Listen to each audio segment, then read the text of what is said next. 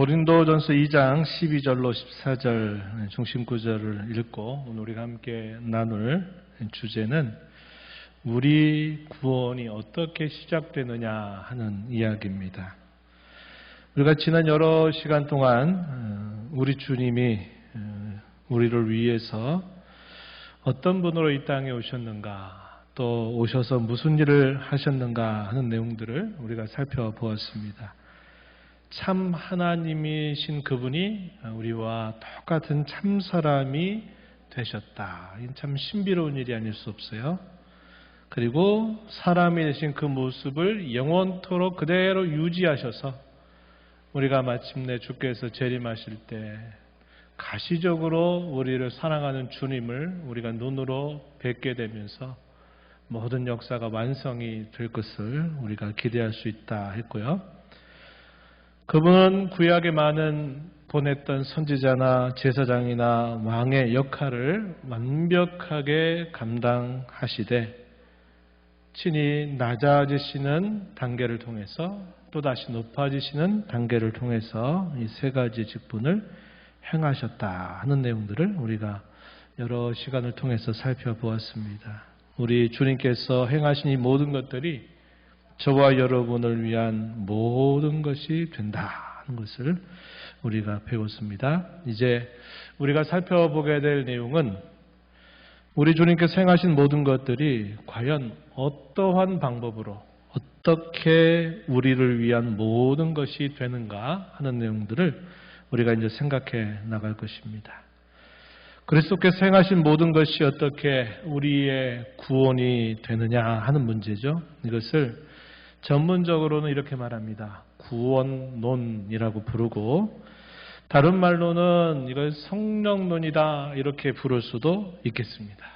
성령론 하면 우리의 관심이 어디에 집중이 되냐면 성령께서 어떤 기적을 베풀어 주시느냐, 성령께서 어떠한 은사를 주시느냐, 어떤 신비로운 일들을 체험케 하시느냐 하는 쪽에 사람들은 성령 하나님에 대한 관심을 그쪽에서 많이 갖고 있어요. 그래서 그쪽에 있는 사람들은 우리에게 말하기를 당신들은 성경도 잘 배우고 또 열심히 또 성경을 나누긴 하지만 당신들에게는 성령론이 없는 것 같다. 이렇게 때로 비난을 하기도 합니다.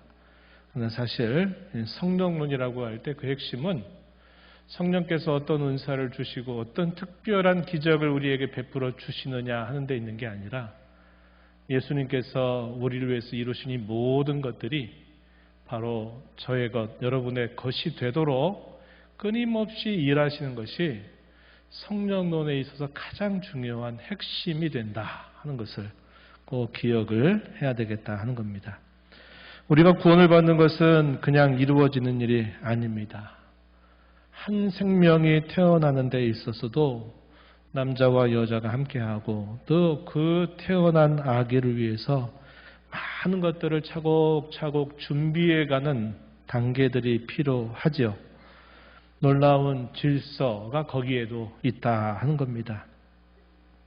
대개 첫째를 낳고 나서는 뭐가 뭔지 잘 모르기 때문에 여러 실수들도 하지만 거기는 분명한 질서가 있고 단계적으로 필요한 준비들이 있어야만 되는 것을 우리가 알게 되듯이 우리가 구원을 받는 일을 두고 성경은 이것이 또 하나의 새로운 창조와도 같은 그런 큰 일이다라고 소개를 하고 있어요. 그래서 우리가 구원을 받는 이 일에 있어서도 분명한 질서가 있고 무질서하게 그것이 아무렇게나 되는 일이 아니라 질서를 따라서 이 일들이 진행이 되고 있고 이러한 모든 질서들을 전체적으로 감싸고 있는 하나님의 은혜가 언제나 함께하고 있다는 사실을 우리는 기억해야 합니다. 그래서 구원의 질서 가운데 대표적인 것들이 뭐가 있느냐? 우리를 효력 있게 불러주신다. 우리를 의롭다고 하나님의 법정에서 선언해 주신다. 이걸 칭의라고 하고요. 우리를 하나님의 자녀로 입양해 주십니다. 이걸 양자 되는 것이다. 이렇게 말합니다. 그리고 하나님의 자녀로 삼으신 이상 하나님은 우리를 끊임없이 양육하셔서 우리로 하여금 하나님의 성품을 닮아가도록 우리의 삶을 거룩해 하신다는 겁니다. 그래서 이러한 일련의 구원의 질서를 따라서 하나님이 우리에게 이런 구원을 이루어 가시도록 일하신다 하는 내용들을 이제 우리가 하나하나 살펴보게 될 겁니다. 이런 모든 과정에 있어서 성령 하나님께서 주도적으로 이런 모든 일들을 이끌어 가신다 하는 면에서 우리가 구원을 받게 된 이 모든 과정들이 성령 하나님의 역사다 혹은 성령론이다, 내용적으로는 구원론이다 이렇게 부를 수 있겠다 하는 것입니다. 하나님의 은혜를 깨달아가는 일, 하루아침에 되는 일이 아닙니다. 평생토록 그분의 은혜를 우리는 깨달아 가게 돼요. 처음에는 다 내가 하는 것 같고 내가 열심히 내서 내가 이루어가는 것처럼 보이는데 시간이 흘러가면서 우리가 분명하게 깨닫게 되는 사실은 이게 내가 하는 일이 아니로구나. 하나님이 은혜 주셔서 되는 일이로구나. 또 하나님이 은혜를 주셔야만 이것이 올바로 될 수 있는 일이지 그분의 은혜가 함께하지 않는다면 안 되는 일이로구나 하는 것들을 우리가 깨달아가게 된다 하는 겁니다. 이 일을 깨닫는 것 참 중요한 일이에요. 그래서 우리의 신앙이 이것을 올바르게 깨닫게 되면 우리의 신앙 생활이 올바르게 자리를 잡게 된다고 한 것입니다. 우리의 삶을 순종의 삶이라고 말할 때 순종의 삶은 크게 두 가지 면으로 갈라질 수 있는데 하나는 뭐냐면 복음적인 순종이 하나고 또 하나는 율법적인 순종이 또 하나가 됩니다. 올바른 순종의 방법은 뭘까요? 이 두 가지 중에 하나를 택하라고 하면 뭘까요? 네? 복음적인 순종이 올바른 순종이라는 겁니다. 이 복음적인 순종이 뒷받침이 되지 않으면 이 율법적인 순종에 빠지게 되면 우리의 신앙이 잘못되게 되어 있다 하는 것을 우리는 또 기억해야 된다 하는 겁니다. 우리의 신앙이 형식적으로 액세서리처럼 신앙생활을 할 것이냐, 하나님의 은혜에 대한 깨달음으로 진정한 신앙생활을 할 것이냐 할 때도 이것이 갈라져요. 이것이 갈라지는데 바라는 저와 여러분이 진정한 신앙생활, 감격과 기쁨이 있는 신앙생활이 되어야 하겠다는 것입니다. 그래서 이런 내용들을 우리가 함께 짚어보려고 합니다.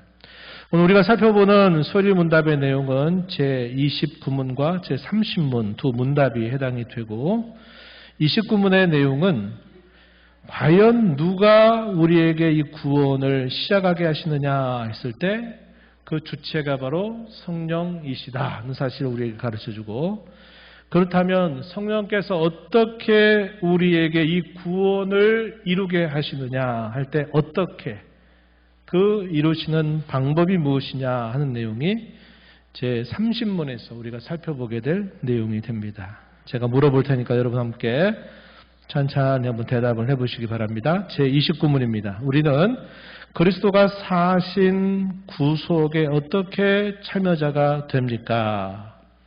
우리는 그리스도가 사신 구속에 그의 성령이 우리에게 효력 있게 적용하심으로써 참여자가 됩니다. 사신 구속에 어떻게 참여자가 되게 하느냐 할 때 성령께서 주체가 되셔서 우리로 하여금 그 구원에 참여자가 되게 하신다. 이게 제29문에서 우리에게 가르쳐주는 내용입니다. 우리가 그리스도께서 이루신 구원에 참여하는 것은 성령께서 우리에게 효력 있게 적용하는 것으로 시작됨을 가르쳐주고 있습니다. 이에 대한 대표적인 성경 구절 우리가 확인하는 내용은 디도서 3장 5절로부터 6절 말씀이에요. 우리가 지난 주일날 복음의 핵심에 있어서 중요한 구절이다 이야기했던 부분입니다. 우리 함께 읽어볼까요? 시작!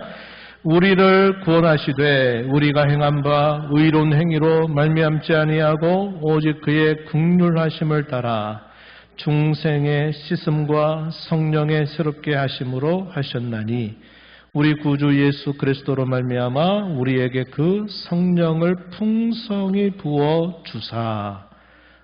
뒤에 내용 무슨 내용입니까? 그렇게 하셨다 하는 내용을 설명해 주고 있는 겁니다. 우리의 행위로 말미암지 않고 오직 긍휼하심을 따라 중생의 씻음 성령께 새롭게 하심으로 우리를 구원하셨다. 이렇게 가르쳐 주고 있다 하는 겁니다. 요한복음 1장 11절로 13절, 우리가 너무 잘 아는 12절 내용이 포함되어 있는 구절이죠.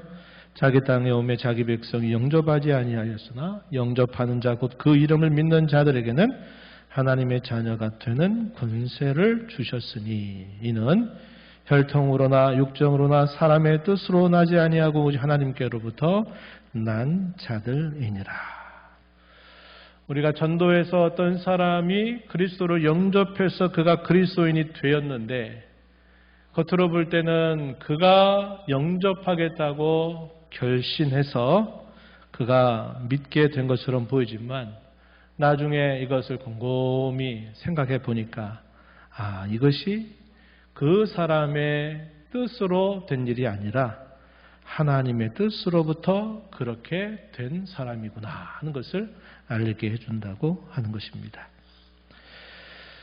우리가 이 내용을 통해서 우리가 좀 정리해야 될 중요한 내용은 두 가지입니다. 하나는 뭐냐면 예수님께서 이 땅에 탄생하시면서부터 이 땅에서 모든 일들을 완수하시고 승천하셔서 하나님 우편에 계시고 장차 다시 오실 그 모든 일들, 이것은 주께서 구원을 위해서 역사 속에서 객관적으로 행하신 일들이다. 이걸 그래서 객관적 사역이다. 이렇게 부르고 있다 하는 겁니다.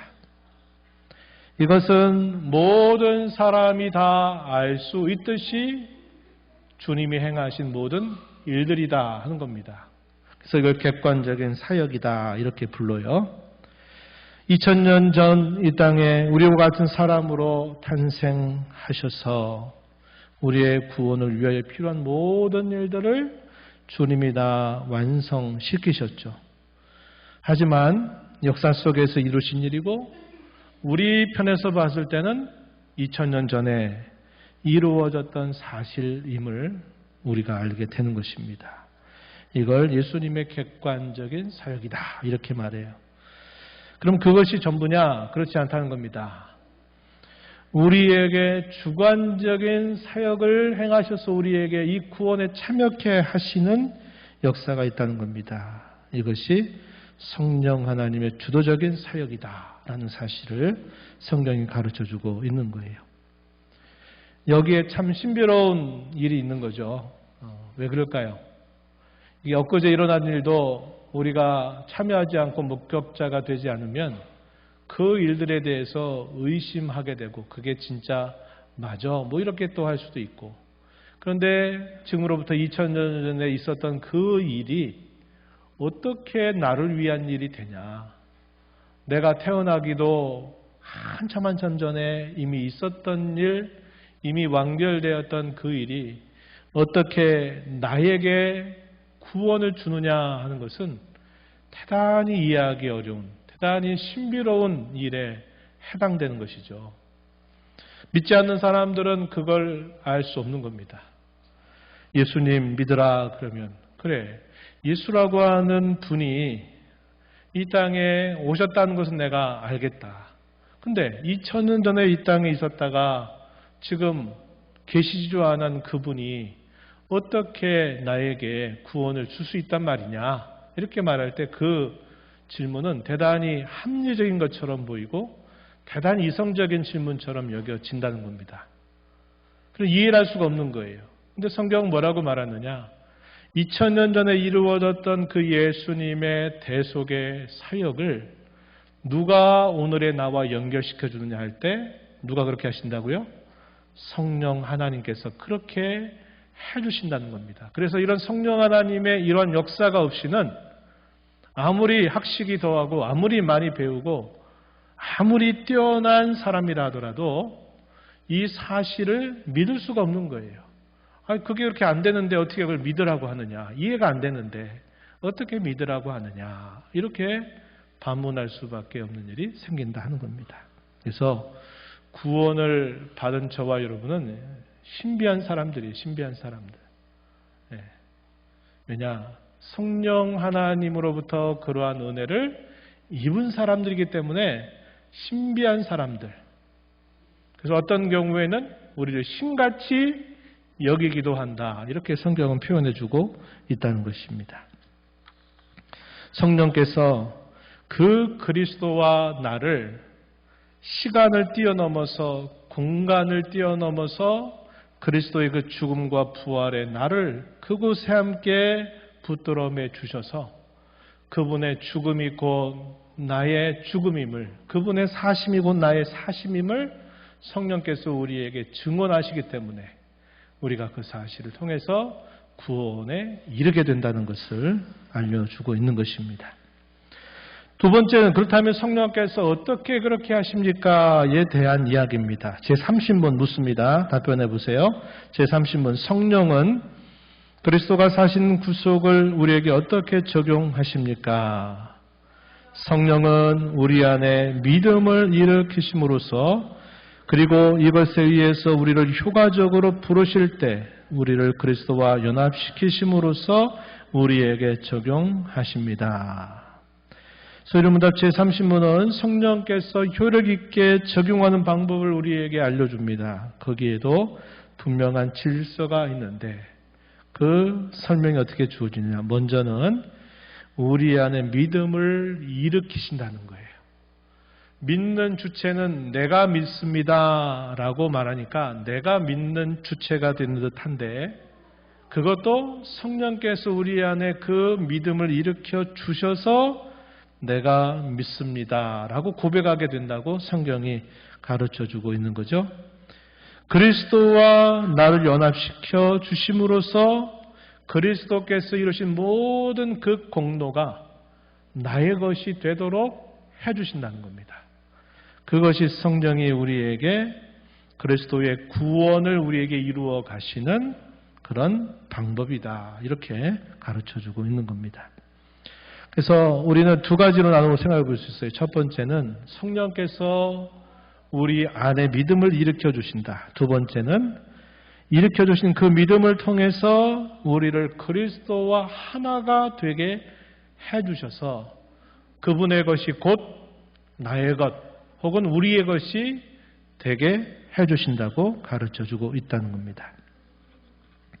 믿음의 시작은 내가 시작한 것처럼 보이고 내가 그렇게 결단한 것처럼 보이지만 성경은 그보다 근본적으로 그 믿음을 우리 안에서 일으켜 주시는 분이 바로 성령 하나님이심을 우리에게 알려주고 있습니다.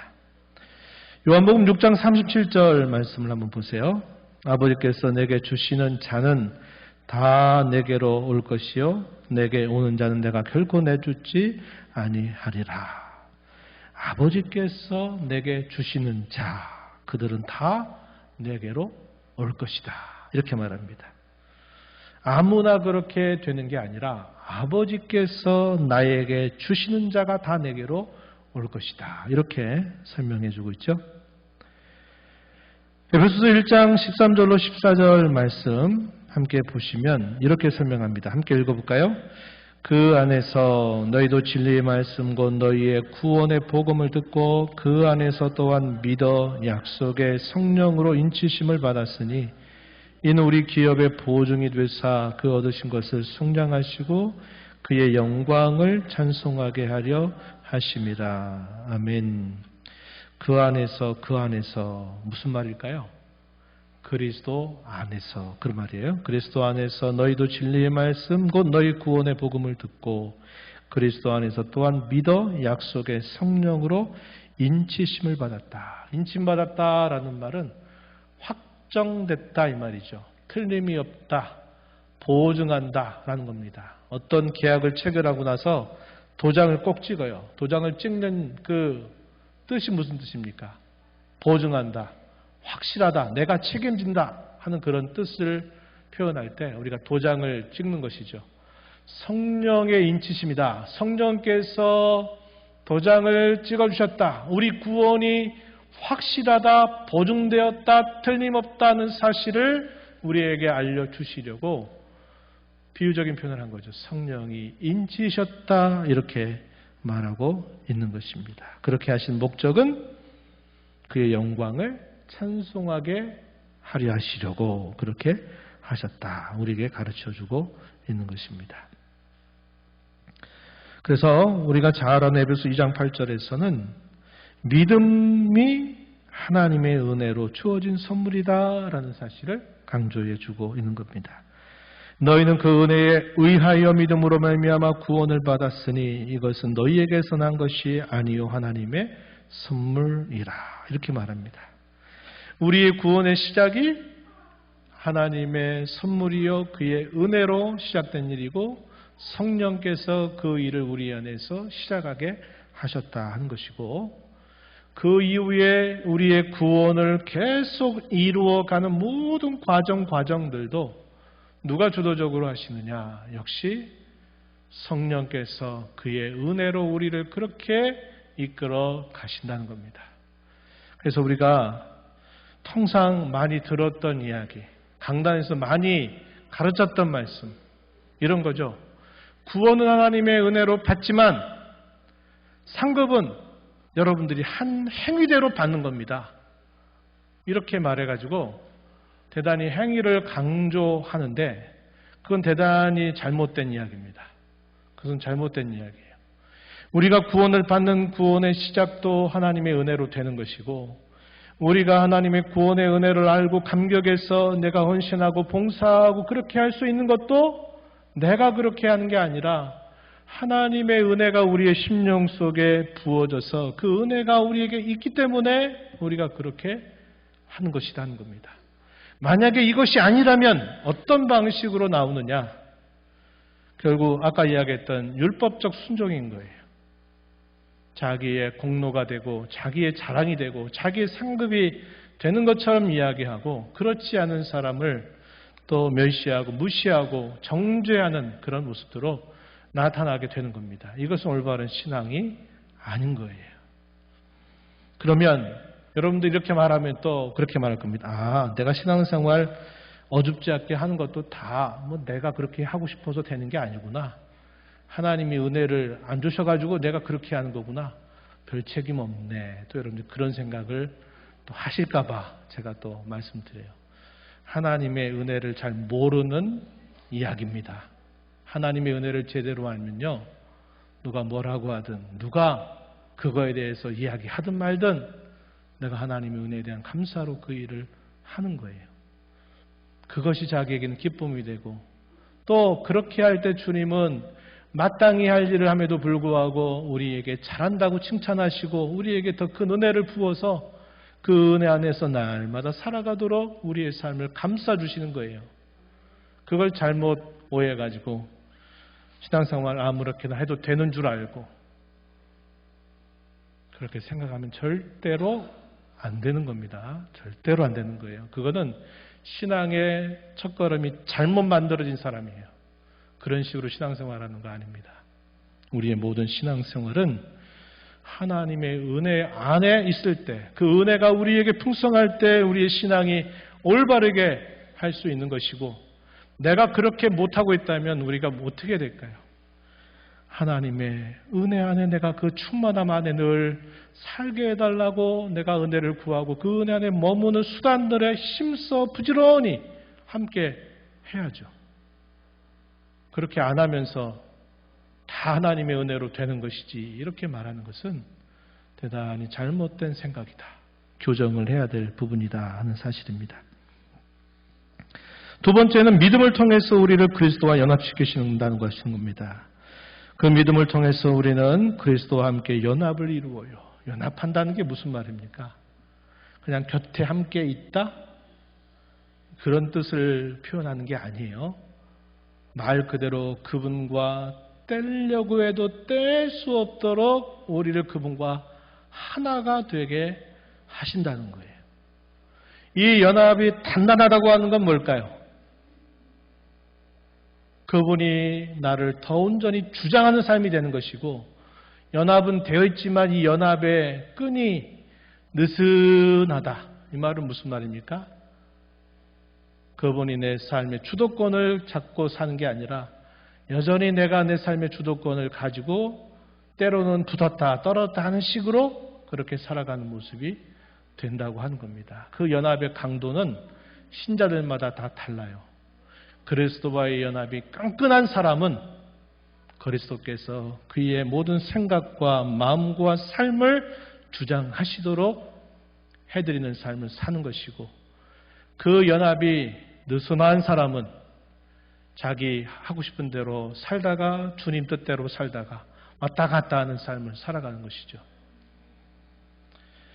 성령께서 우리에게 일으키신 그 믿음은 그리스도와의 연합을 이루게 해서 그분이 하셨던 모든 공로와 모든 혜택들이 곧 나의 것이 되도록 가져다 주시기 때문에 우리를 변화시키신다 하는 사실입니다. 이 연합을 통해서 그리스도께서 하신 모든 유익이 곧 우리의 것이 되게 하신다는 거죠.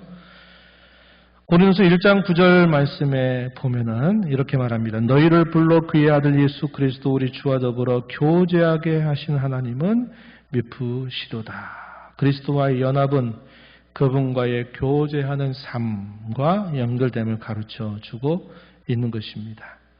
에베소 3장 17절 말씀에 함께 보시면 이렇게 말합니다. 믿음으로 말미암아 그리스도께서 너희 마음에 계시게 하시옵고 너희가 사랑 가운데서 뿌리가 박히고 터가 굳어져서 이렇게 뵙습니다.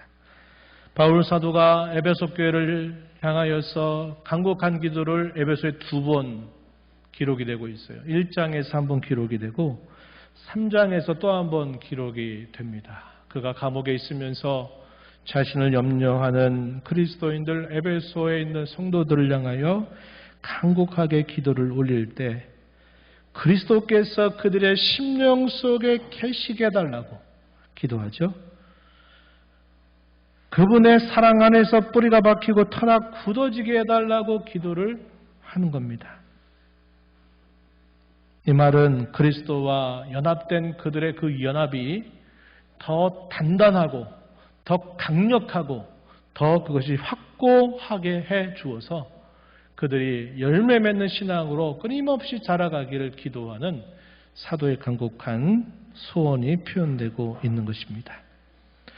우리가 시작하면서 읽었던 이 고린도전서 2장 12절로부터 14절에 있는 내용, 이게 어떤 내용입니까? 성령께서 모든 것, 곧 하나님의 깊은 것을 우리에게 알게 하시는 그분이 우리에게 오신 것은 우리로 하여금 하나님께서 우리에게 은혜로 베풀어 주신 것들, 그것이 무엇인가를 우리에게 알게 하려 하시려고 우리에게 오신 것이다. 이렇게 말합니다. 은혜로 주신 것들, 그게 뭘까요? 우리 구원의 전부라고 여러분들이 이해하시면 돼요. 성령이 믿는 자의 심령 속에 내주하셔서 그들로 하여금 은혜로 주신 모든 것들이 무엇인가 우리에게 깨닫게 하시고 우리를 가르치고 우리를 인도해 주신다는 겁니다. 그래서 우리가 이런 놀라운 구원에 평생토록 참여하는 자가 되도록 우리의 삶을 이끌어 가신다. 이렇게 가르쳐 주고 있다 하는 것입니다. 오늘 우리가 나누었던 말씀은 그렇게 어려운 내용은 아니지만 대단히 중요한 내용이에요. 주님이 이루신 그 대속의 사역이 어떻게 우리의 구원이 되느냐 할 때 성령께서 나와 그리스도를 연합이 되게 해서 그분이 행하신 모든 그 대속의 사역이 그분이 이루신 모든 공로가 곧 나의 것이 되도록 성령께서 해주시기 때문에 내가 구원을 받아서 구원받은 자로 이 땅을 살고 훗날에는 영화롭게 되는 이 일이 우리에게 따라온다는 것을 가르쳐 주는 것입니다. 이런 말씀을 통해서 아래와 같이 두 가지 내용들을 좀 정리해 볼게요. 첫 번째는 우리 구원이 앞서서 행하시고 뒤에 소유하신 하나님의 손길에 달려 있다 하는 사실입니다. 구원의 전체, 아까도 말씀드렸어요. 구원은 은혜로 받지만 상급은 네가 하게 달려있다는 식의 이야기는 성도들로 하여금 분발하게 만들고 뭔가 열심히 내게 하는 데는 효과가 있을지 모르지만 그 신앙은 반드시 병든 신앙이 되고 말아요. 그게 아니다 이 말이. 우리의 구원 전체가 하나님의 은혜로 된 줄 알고 늘 하나님의 은혜를 사모하고 바라는 자로 하루하루를 살아가는 저와 여러분이 되어야겠다는 것이고, 두 번째는 믿음은 하나지만 그 믿음은 다양한 성격을 성경은 우리에게 보여주고 있어요. 그 믿음은 마치 살아있는 생명처럼 그 믿음은 우리에게서 끊임없이 자라가도록 역사하고 있다 하는 것입니다. 믿음 우리에게 단번에 주어진 선물이지만 그 믿음은 시간 속에서 계속 성장하고 자라가면서 그 믿음의 온전한 순종과 행위를 동반하면서 그 믿음이 더욱더 단단해지고 그 믿음이 더 완숙해져 간다 하는 것을 성경은 말해주고 있는 겁니다. 우리가 지난 족장의 이야기들을 살펴봤어요. 아브라함을 부르신 하나님이 아브라함의 신앙을 어떻게 빚어가시는지 생각해 봤습니다. 이삭 또한 마찬가지고 야곱 또한 마찬가지입니다. 그의 믿음의 연약함을 아시는 하나님이 일과 사건 흐르는 시간 속에서 어떻게 그 야곱을 이스라엘로 바꾸어 가셨는가를 우리가 그의 생애를 통해서 주목했어요. 오늘 우리가 살아가는 우리의 인생의 여정, 우리의 신앙의 여정 또한 그러한 방식으로 끊임없이 자라가도록 해야 돼요. 과거보다 더 못한 신앙에 내가 빠져 있다. 옛날 신앙이나 지금 신앙이나 다를 게 없다. 이건 뭔가 지금 잘못되어 있다는 것을 우리에게 보여주고 있는 겁니다. 왜 우리의 신앙이 과거보다 못해야 됩니까? 과거는 잘했는데 왜 지금은 못합니까? 우리 신앙이 옛날에 신앙이 왜 지금까지 그 정도 신앙이 가만히 머물러 있어야 합니까? 이건 믿음이 제대로 된 믿음이 아니라는 거예요. 우리의 믿음은 반드시 성장하고 열매를 맺어가는 것으로 나아가게 돼 있어요. 근데 그게 아니다 그러면 내가 뭔가 어디서부터 이게 잘못되었던가를 잘 점검해서 생각해 봐야 돼요. 소아시아 일곱 교회에 예수님께서 나타나셔서 사도 요한에게 메시지를 전하게 하죠. 에베소 교회에 주신 말씀이 뭡니까? 너희가 진리의 싸움은 잘 싸워서 너무나 잘했다마는 너희가 처음 사랑을 잊어버렸다. 어디에서 그 사랑이 떨어졌는지를 잘 생각해서 빨리 그거 회복해라. 그렇지 않으면 촛대를 옮겨버리겠다고 하셨던 말씀이 요한계시록 2장에 나와요. 우리의 신앙도 그래야 합니다. 주님을 향한 사랑이 예전보다 더 깊어져야 되고 더 단단해져야 되고 우리의 신앙이 처음 시작할 때와 비교했을 때 신앙이 더 인격적이고 더 깊어져 가는 것이 올바른 신앙이지 예전보다 못하고 맨날 예전과 똑같은 신앙에 있는 것은 뭔가 지금 내가 잘못되었다는 것을 보여주는 표가 될 것입니다. 우리의 믿음을 시작하게 하신 주님의 은혜를 기대하면서 우리의 믿음을 더 온전케 하실 그리스도를 바라보며 저와 여러분의 믿음이 더 단단하여서 그 믿음을 통해서 하나님을 기쁘시게 해드리는 삶, 또 그걸 통해서 우리의 신앙이 또 하나님 앞에 단단해짐으로 주께 영광이 되는 저와 여러분이 되기를 진심으로 바랍니다.